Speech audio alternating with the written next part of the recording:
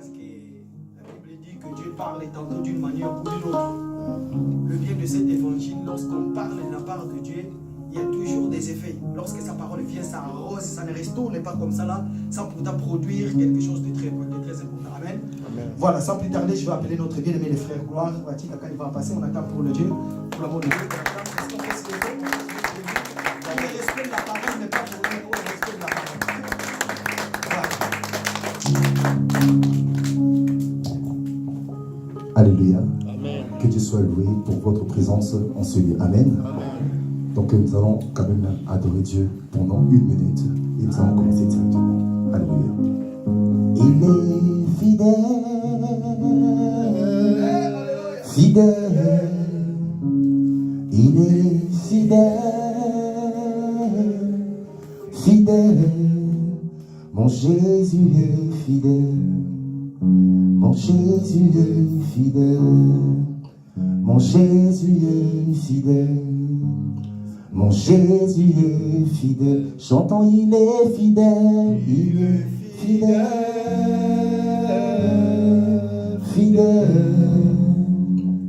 il est fidèle, fidèle, mon Jésus est fidèle, mon Jésus est fidèle, mon Jésus est fidèle. Mon Jésus est fidèle. Amen. Amen. Nous allons acclamer très fort pour le Seigneur et nous allons nous asseoir.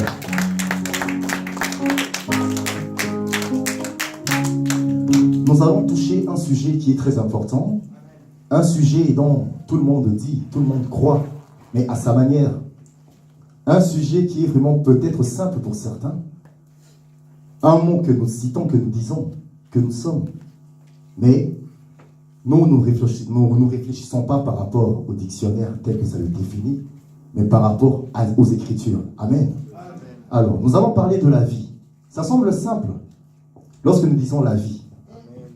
C'est simple, hein? On parle de la vie. Alors, nous allons voir dans les Écritures, il y a un verset, c'est dans le livre, qui peut me rappeler ce verset, qui dit « Tous ceux qui respirent louent l'Éternel. » Amen. Psaume, voilà, Psaume, ça doit être 150 si je ne me trompe pas. C'est ça? C'est 23. Voilà. Tous ceux qui respirent louent l'Éternel. Alors, on se pose une question. Pour respirer d'abord, qu'est-ce qu'il faut avoir en soi? N'est-ce pas? Il faut avoir la vie. Donc, on est d'accord que tel que nous sommes là, nous tous, nous respirons. Amen. Amen. On est d'accord que tel que nous sommes là, dans ce monde, tout le monde respire. Là, nous sommes d'accord. Nous sommes d'accord que même les animaux respirent aussi. Nous sommes d'accord que même les plantes respirent aussi, puisque par rapport à la science, les plantes respirent. C'est ça. Donc, lorsque la Bible dit « Tous ceux qui respirent louent l'Éternel », donc nous voyons ici que la Bible nous parle de la vie. Donc, qui respire, donc loue l'Éternel, donc qui parle de la vie. Alors, une question qui se pose. Qui respire en réalité? Est-ce les plantes respirent pour louer le Seigneur ou c'est quoi la vie? Ça devient maintenant un peu compliqué. Tout ce qui respire loue l'Éternel. Donc, nous sommes d'accord que les plantes peuvent louer l'Éternel. Nous sommes d'accord que les animaux peuvent louer l'Éternel. Vous êtes d'accord? Amen. Non, moi je ne suis pas d'accord. Puisque lorsque la Bible dit tous ceux qui respirent louent l'Éternel, il faut avoir la vie pour louer l'Éternel. Or, les animaux et les plantes, tout ça là, ils ont une vie par rapport au dictionnaire. Mais par rapport aux Écritures, nous allons voir c'est quoi la vie. Amen. Amen. Alors, lisons dans le livre de Jean 14, verset 1. Qui peut nous aider dans la lecture? On va descendre petit à petit pour voir maintenant la définition de la vie. C'est que la Bible nous dit par rapport à ça. Il y a un bien-aimé qui pourra nous aider dans la lecture. Dans le livre de Jean 14, commençons à partir de verset 1. Que votre cœur ne se trouble point. Croyez en Dieu et croyez en moi. Il y a plusieurs demeures dans la maison de mon Père. Si cela n'était pas, je vous l'aurais dit. Amen. Je vais vous préparer une place. Et lorsque je m'en serai allé et que je vous aurai préparé une place, je reviendrai et je vous prendrai avec moi, afin que là où je suis, vous y soyez aussi. Amen. Vous savez où je vais et vous en savez le chemin. Thomas lui dit, Seigneur, nous ne savons pas où tu vas. Comment pourrons-nous en savoir le chemin? Jésus lui dit, je suis le chemin, la vérité et la vie. Voilà. Dieu ne vient au Père que par moi. On peut s'arrêter là, on lit directement le deuxième verset. C'est toujours dans Jean 16, cette fois-ci, le verset 33. Je vous ai dit ces choses afin que vous ayez la paix en moi.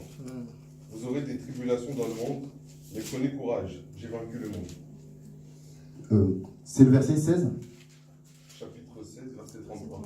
verset 33. Voilà. Amen.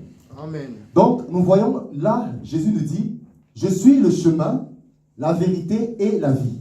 Alors, nous comprenons par rapport à ce que nous venons de dire que non, tous ceux qui louent l'Éternel, donc il faut respirer, il faut vivre.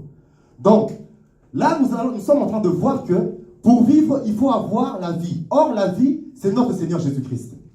Donc, tous ceux qui nous respirent, toute personne qui peut louer l'Éternel, c'est une personne qui vit. Donc, c'est une personne qui a Christ en lui. Alors, lorsque tu as Christ en toi, c'est à toi qu'il est donné maintenant de louer l'Éternel. Car, nous allons voir même Léa qui a enfanté le premier enfant, qui a enfanté le deuxième, le troisième, au quatrième enfant, Léa qui dit, mais cette fois-ci, je louerai l'Éternel. Et cet enfant, on l'appelle Judas. Donc, lorsqu'on a Judas en soi, c'est là qu'on peut apporter la louange. Or, ce n'est pas tout le monde qui a Judas. Ce n'est pas tout le monde qui respire. En vrai dire, qui respire, c'est une personne qui a reçu le Seigneur Jésus-Christ en vérité et qui croit à la parole en vérité et qui met en pratique. C'est celui-là qui a Judas en lui. Alors, c'est à lui qui est donné la respiration et c'est dans ce moment-là qu'il va louer l'Éternel. Lorsque j'ai dit premier enfant, deuxième, troisième, au quatrième fils, c'est là qu'on appelle Judas. Mais pourquoi 4? Puisque 4 détermine la délivrance. Voilà pourquoi on ne loue pas Dieu lorsqu'on est dans le monde. Lorsqu'on est dans le monde, on est mort. On ne vit pas. Voilà pourquoi lorsque la Bible dit que tous ceux qui respirent louent l'Éternel, il faut avoir la vie pour louer l'Éternel. Or, lorsqu'on a la vie en soi, qui est notre Christ, lorsqu'on a Judas en soi, Judas apporte la louange, Judas apporte la louange vers notre Dieu. Amen. Alors, Judas emmène la joie dans nos cœurs, et le vrai Judas, en réalité, c'est que notre Seigneur Jésus-Christ.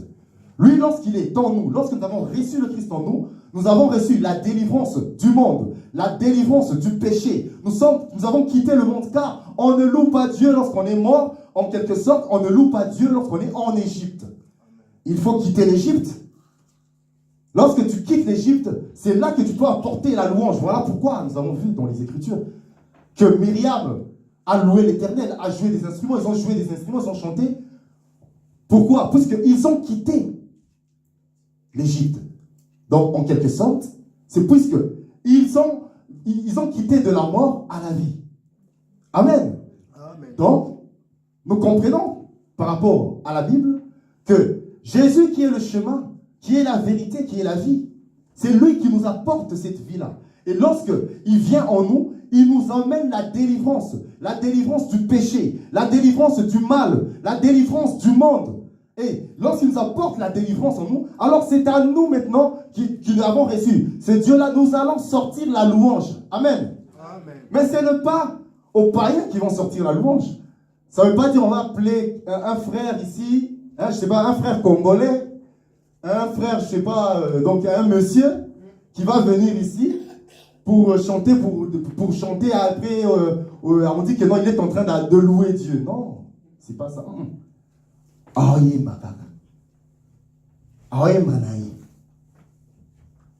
Pour apporter la louange, ce n'est pas un mort qui va apporter la louange. On apporte la louange lorsqu'on a la vie en soi. Lorsqu'on a Judas en soi. Quelqu'un qui vit dans le péché, il est mort, mon frère.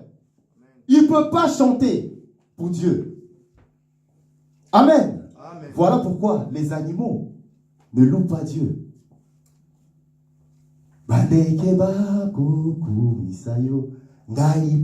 Non. C'est nous qui louons Dieu en voyant les oiseaux. Puisque eux, ils n'ont pas la vie, ils n'ont pas Judas en eux. Mais nous avons Judas en nous, car nous avons la vie en nous. Alors nous, en voyant tout ce que Dieu a créé comme créature, nous apportons la louange. Nous disons, Dieu, tu es merveilleux, car tu as créé ceci, car tu as fait cela. Amen. Mais ce n'est pas à eux de louer Dieu. Un corps qui peut louer Dieu, c'est un corps qui a l'Esprit de Dieu. Amen. Car c'est l'Esprit de Dieu qui rend témoignage pour attester que réellement nous sommes enfants de Dieu. Amen. Alors, on va se poser des questions. Mais frère Gloire, tu parles de la vie. Donc pour être enfant de Dieu, il faut avoir la vie. Puisque maintenant je vais parler de la mort. De la mort comment? Puisque nous avons parlé de la vie, nous allons faire un petit parallélisme en fait. Je vous dis aussi, un enfant de Dieu, s'il n'est pas mort, il n'ira pas au paradis. Amen. On a parlé de la vie ici. On a dit un enfant de Dieu doit être vivant. Mais pourquoi, frère Blanc, tu veux parler encore de la mort? Donc il faut qu'il soit mort. Mais il faut qu'on puisse savoir, vivant en quoi et mort en quoi? Amen.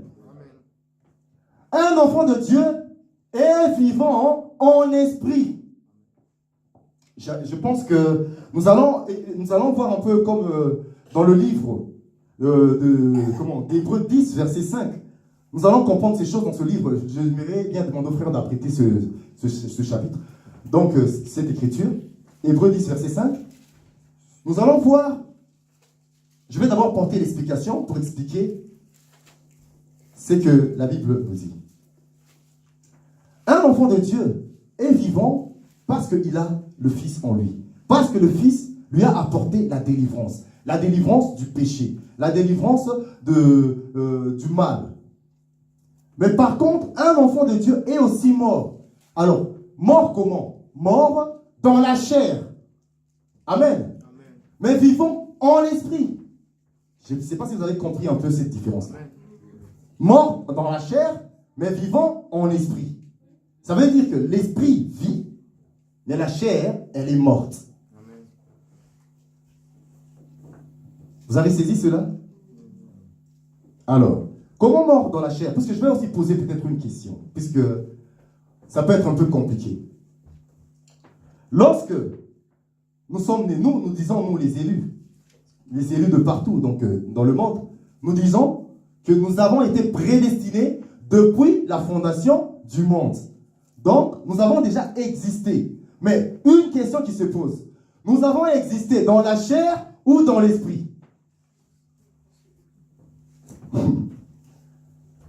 Ah, c'est pas encore saisi. Ok.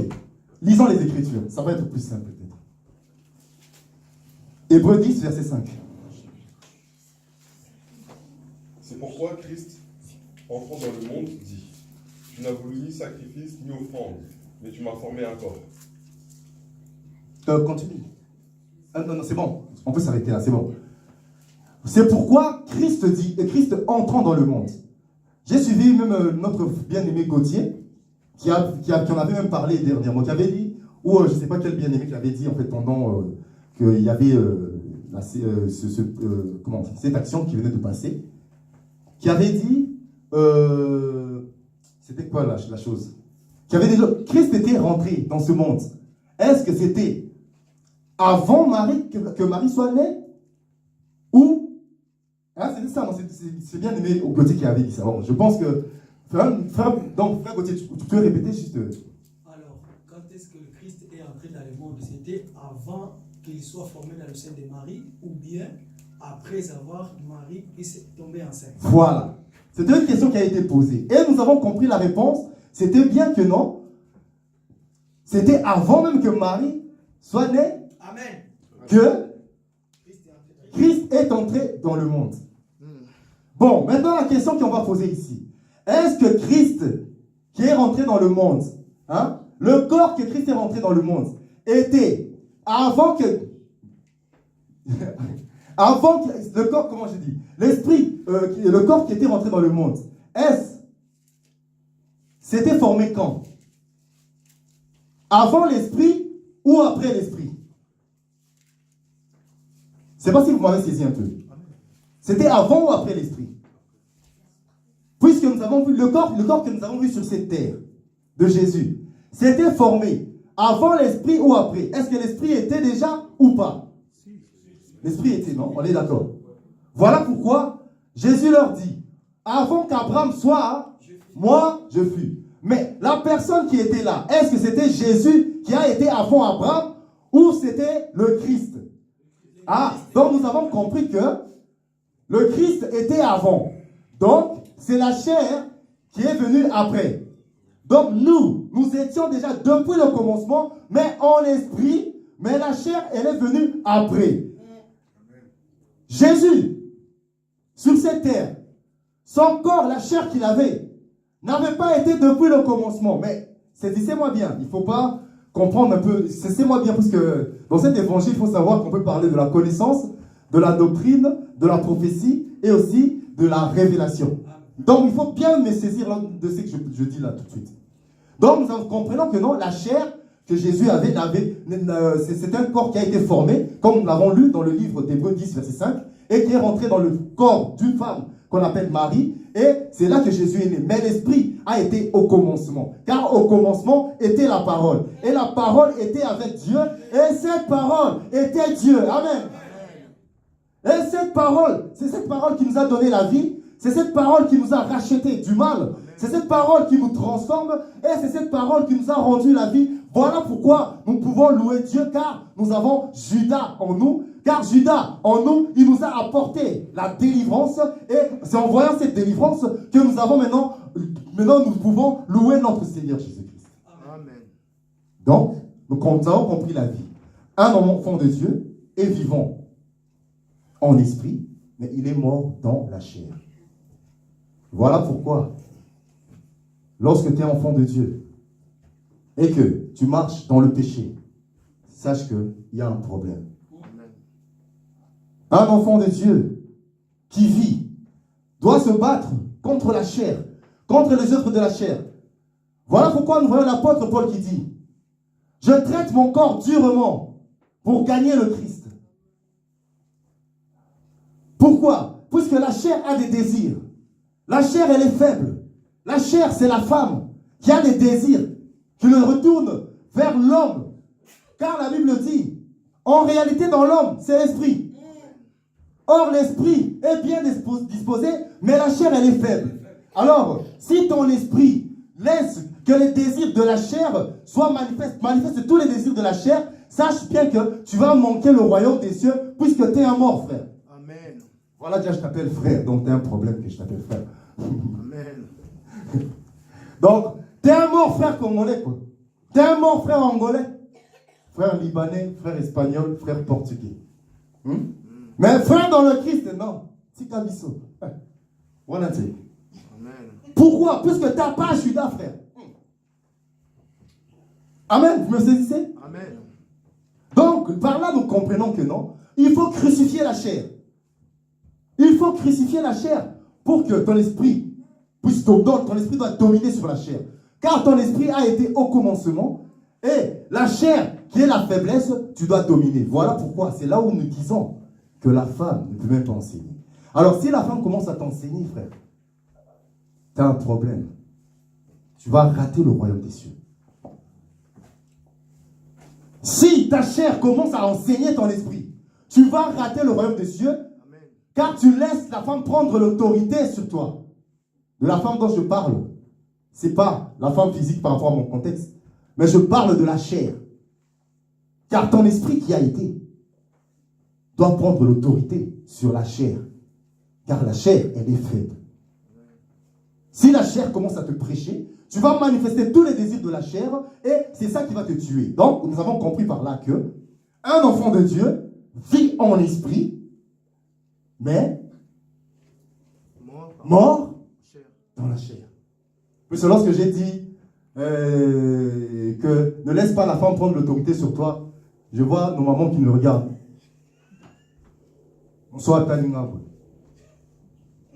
Lorsque nous disons ici, lorsque nous disons la chair et le corps, ça veut dire que tu sois frère tel que tu es là, que tu sois sœur tel que tu es là, ne laisse pas, c'est toi l'homme, ne laisse pas à ta chair prendre de l'autorité sur toi, maman.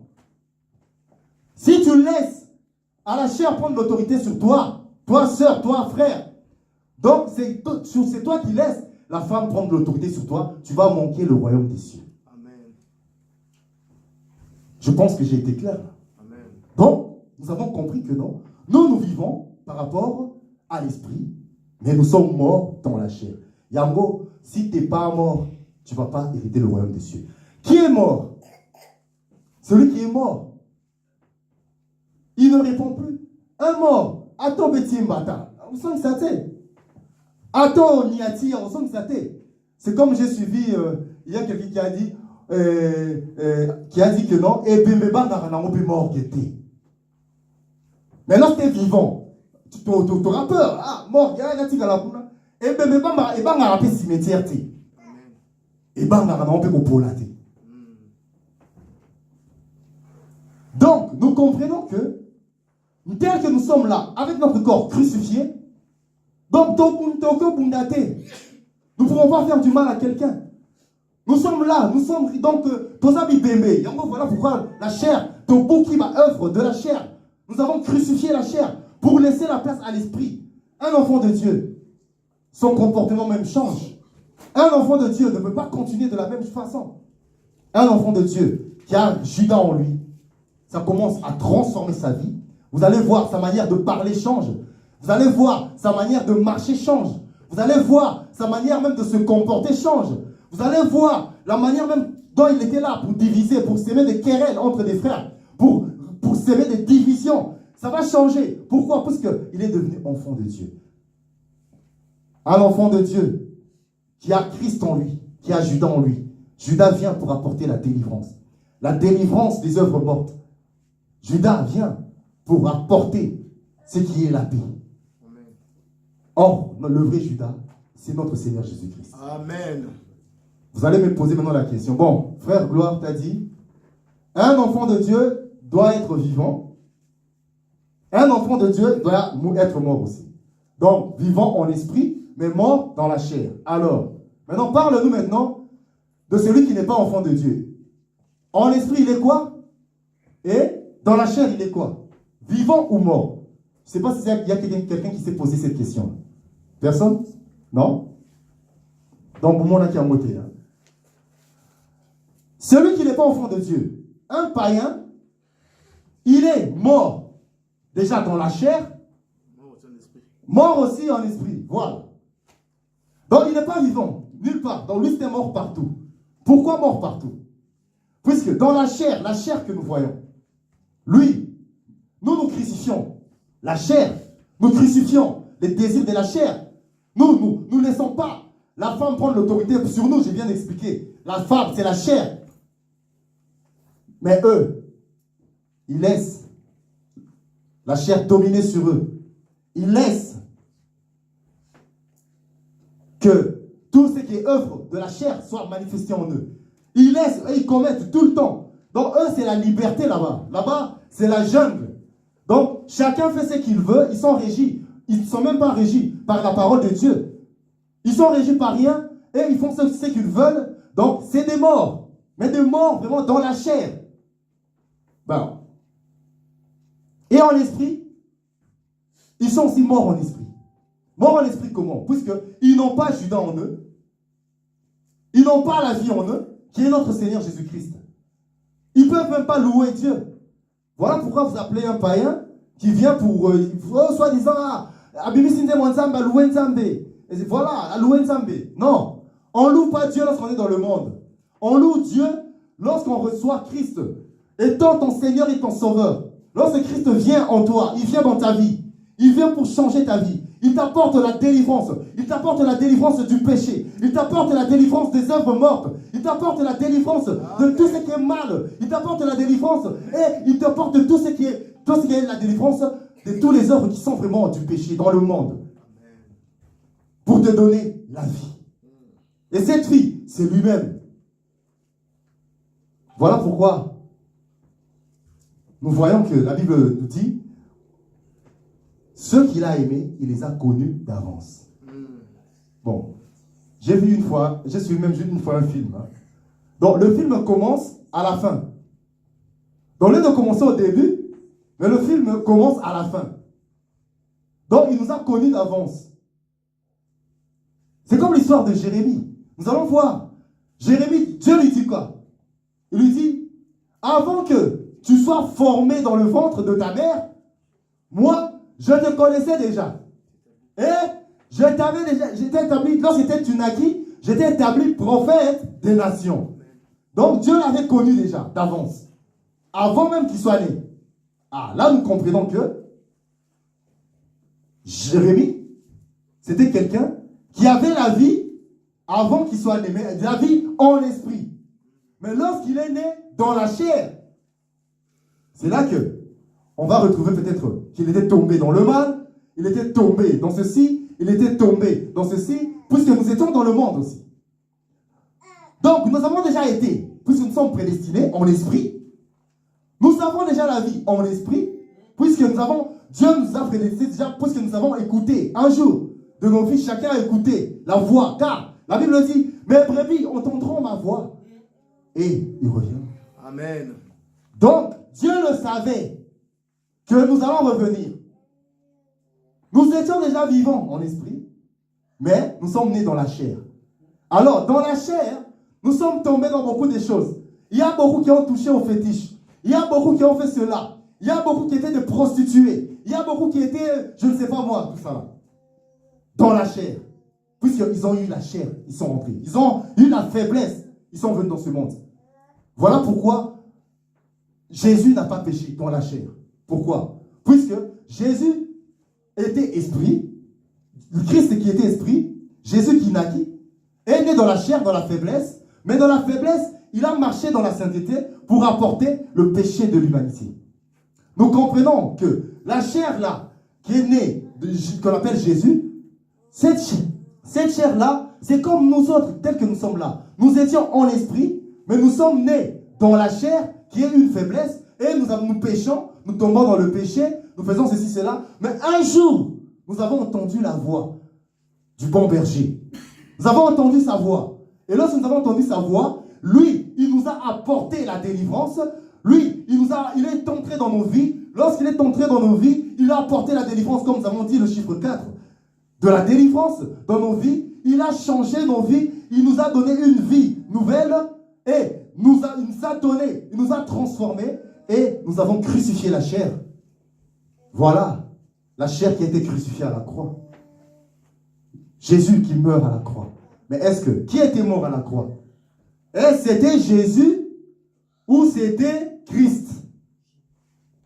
Nous voyons que c'était Jésus qui était mort à la croix. Or, c'est la faiblesse qui est mort à la croix.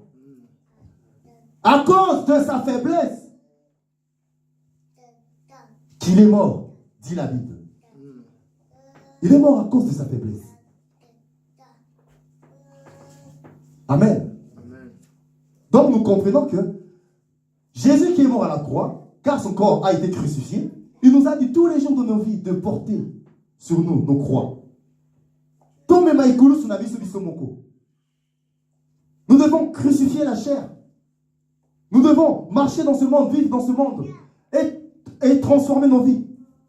Et crucifier les œuvres de la chair. Pourquoi? Pour que nous puissions gagner Christ qui est la vie. Pour que nous puissions gagner Christ qui nous donne la vie. Pour que nous puissions gagner Christ qui transforme nos vies. Et pour que nous puissions gagner Christ qui change nos vies. Car nous croyons que nous sommes dans le vrai et nous sommes dans la parole qui est rien d'autre que notre Seigneur Jésus-Christ. Alors, j'aimerais juste te poser une question. Est-ce qu'il y a des vivants ici? Oui. Oh, il y a des gens qui ont des doutes en fait. Oui, oui. Bon, je précise peut-être. Est-ce qu'il y a de vivants en esprit ici? Hein, faites comme le frère Gauthier, levez même la main, peut-être. Des vivants en esprit, hein? Bon. Est-ce qu'il y a des morts ici? Oui, aussi. Ben oui. Ah! Oui, il y a un frère qui veut dire, moi aussi je suis mort. Mais mort dans quoi? Dans le péché. Amen.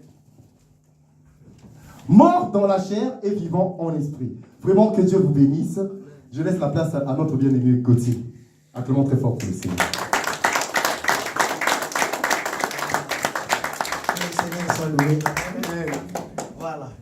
Nous bénissons notre Seigneur pour ce moment qui nous a permis. Franchement, aujourd'hui, nous avons compris une chose. Si tu n'as pas Jida en toi, ça veut dire que tu es mort. Bien sûr que vivant, marchant avec 2 pieds, avec la tête, 2 bras, mais nous allons comprendre que tu es mort, mon frère. Pourquoi? Parce que tu n'as pas Jida en toi. Alors celui qui a le Jida en lui, avoir Jida dans sa vie, ça veut dire tout simplement dire que c'est un comportement, c'est une façon de vivre, c'est une méthode de vie qui ne correspond pas à tous les jours. Donc tout le monde ne peut pas vivre comme ça. Donc voilà pourquoi nous avons compris aujourd'hui, que Dieu bénisse son serviteur, nous avons compris que pour avoir Jida, il y a des conditions. Il faut que tu sois mort dans la chair et que tu vis en esprit.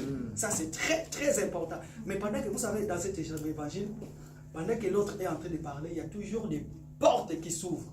Je me suis posé la question en disant, mais qui maintenant paye louer? Nous allons lire ces versets. Comment ça s'appelle déjà? Psaume chapitre 156. Allez-y. Psaume chapitre 150, 6e verset, le dernier verset. Lisons-le vite fait. Alors, la Bible dit que tous ceux qui respirent louent l'Éternel, n'est-ce pas? Comme le frère avait dit, tous ceux qui respirent louent l'Éternel. Amen. Nous avons dit que mon peuple ne sera plus jamais dans la confusion. Est-ce que, soi-disant, le chantre qui chante, est-ce que tous respirent, tous ces chantres-là respirent, soi-disant les chantres qui chantent pour Dieu? Est-ce que tout le monde respire? Non. Je repose ma question. Est-ce que les gens qui chantent les chansons, soi-disant chrétiennes, est-ce que ces gens-là respirent? Non. Tout le monde ne respire pas. Merci frère, gloire, que Dieu te bénisse. Tout le monde ne respire pas. À partir d'aujourd'hui que nous avons compris que ce n'est pas parce que tu chantes pour Dieu, ça veut tout simplement dire que tu respires. Tu ne respires pas. Mais la Bible par contre nous montre des gens qui respirent, les gens qui louent. Pourquoi? Quand est-ce qu'il faut louer Dieu? C'est là où il y a le problème. Est-ce que tu loues Dieu? Pourquoi? Parce que tu es avec nous. Est-ce que pendant que notre bien-aimé est en train de jouer, comme on le dit dans les livres de psaumes, instrument avec les cordes et à 6 cordes et je ne sais pas quoi, est-ce que c'est ça la louange? Est-ce que c'est ça l'adoration? Mais par contre, la Bible nous montre quelques gens qui ont loué Dieu. Et quand est-ce qu'ils ont loué Dieu? Allons-y. Nous sommes dans le livre de... voilà, je suis déjà dans le livre de Luc. Nous allons juste voir un petit exemple par rapport à ce que le frère a dit. Quand est-ce que les gens ont loué dans la Bible? Luc chapitre 1 à partir du verset 39. Je croyais que le frère Yannick déjà... Luc chapitre 1 à partir du verset 39. Écoutez bien, vous allez comprendre. Quand est-ce que les gens ont loué l'Éternel? Allez-y mon frère. Dans ce même temps, Marie se leva et Mon bien-aimé, vas-y doucement, tu sais, nous on est des blédards. On aime bien quand on lit, il faut que ça soit vraiment, tu vois, doucement, pas comme vous ici là. Allez-y mon bien-aimé.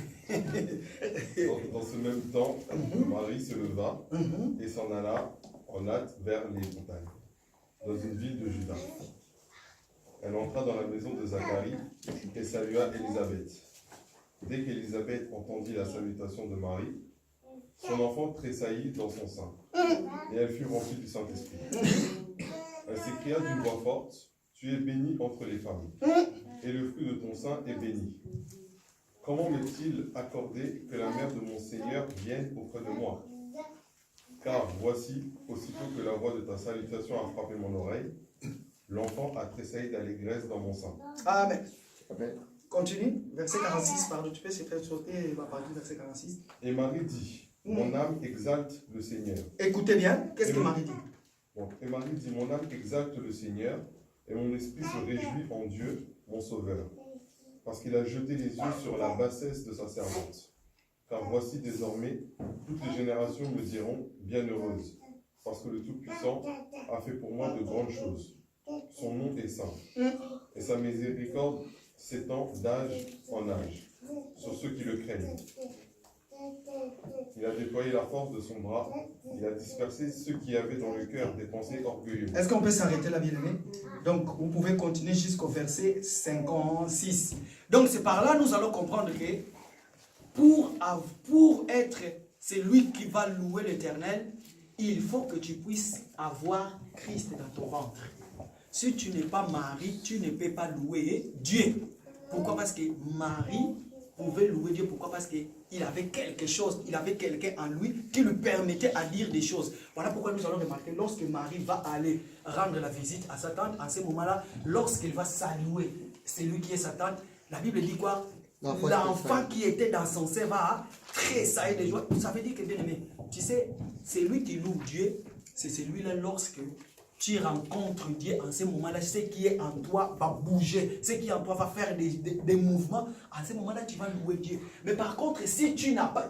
donc voilà pourquoi nous disons, hein, pour louer Dieu, en réalité, il faut être enceinte. Amen. Si tu n'es pas enceinte, tu ne peux pas louer Dieu.